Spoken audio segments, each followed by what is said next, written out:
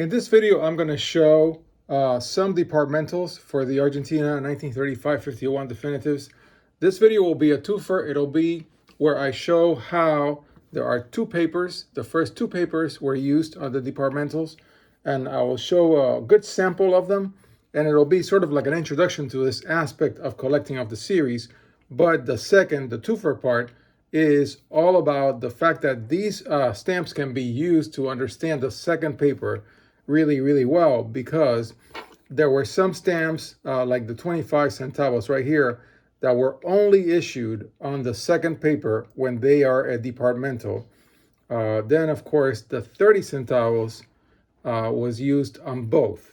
And so this is a nice treasure hunt. I believe that I call my set of departmentals almost complete because I believe that I'm still missing one or two of the 30 centavos that are on the second watermark.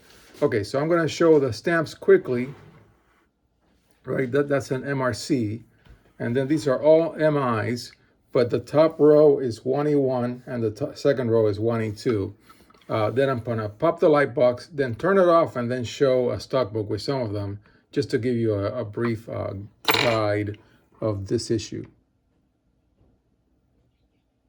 Yeah, there we have it. Okay, so as you can see, that stamp is a 1E2. If we move it on the side so we can read the RA, you can see that, oh, actually, interesting. This one is also second watermark. Okay, so I have actually, I'm looking down. You're not seeing this, but the 30 centavos, I had one in the 1E1 that is really 1E2. Okay, so that is the 1E2 paper. If I put it right next to a 1E1, you will see, actually this one's clearer. Actually, the 1 peso to the right of it is actually clearer. Never mind, I'm already doing it. So, oh no, I'm sorry, I take it back. That is a 1E2 as well. That's a 1E2. See how the RA is longer? So actually, let's flip this one. And while you look at that, I'm going to zoom in on the watermark side by side. And as we do that, I think the other block that I have in the book is must be 1E2, and then I will use that one as an example. I think so. Let's pop this one in as well. Yeah, no, that one's also 1E2. Yeah, okay, I see. All right, that's fine. So if we keep going down, while you weren't looking, I popped in another block, and that one is also 1E2. This is what's called experimentation, folks. Yeah, so actually you can see it right there. These two, the top two, these are the first paper of 1936. These two are the second paper of 1937.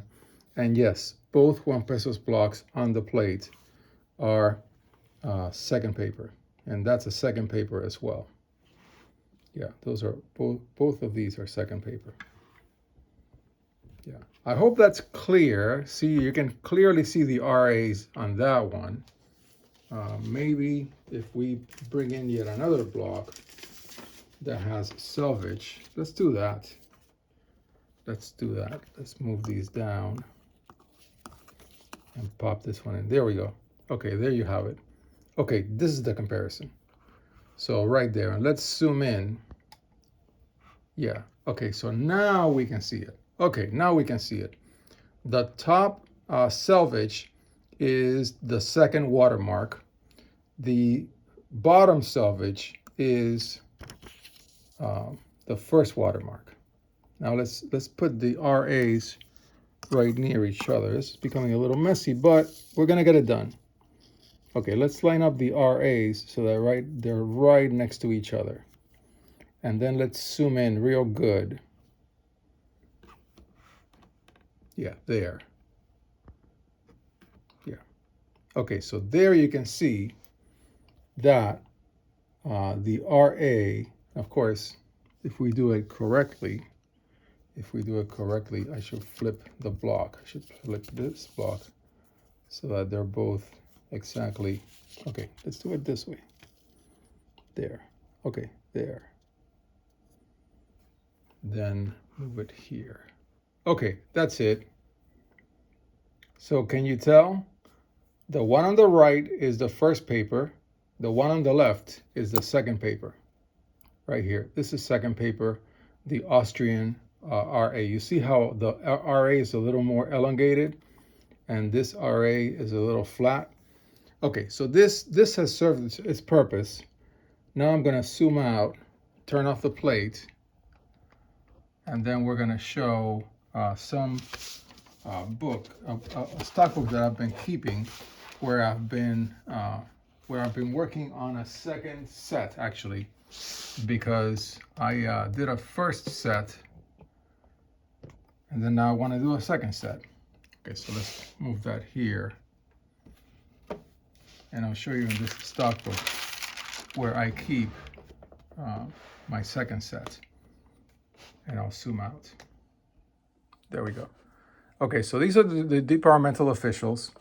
They were printed on the low values, the 20 centavos, the 15 centavos, then the 1, 2, 3, 5, and 10 Rivadavia red, and then they were printed on the 30 centavos. Of course, as I mentioned, the 30 centavos is really good for comparing the papers.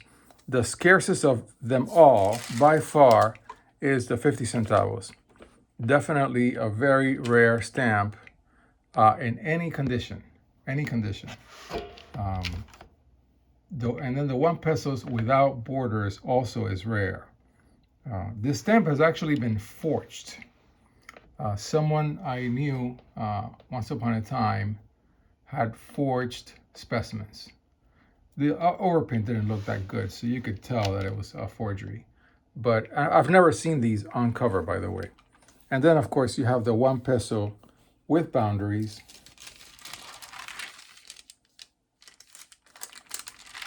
Of which there are 8. There's always 8. And then there's the 1 peso without boundaries. And there are a few ministries printed them where the overprint is on the top, MOP and MH. And then the other ones printed them on the bottom. And the 1 peso also comes in both papers, but I'm not sure what the coverage is as of now. I still need to do some further studying. So this is oh, and here are the lower values. I've got them back here. So the 1 centavos, then the 2, okay, then the 3. Sometimes the inking will be over inking of the overprint. The 5 regular, the first printing, and then there's also the 5 typographed right here.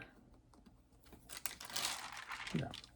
So that's a basic overview of the departmentals. I will show at some point a more detailed the exhibit that I did of it many years ago, which is the nearly complete set. But I also used it as a twofer for checking out the watermarks for the first 2 papers.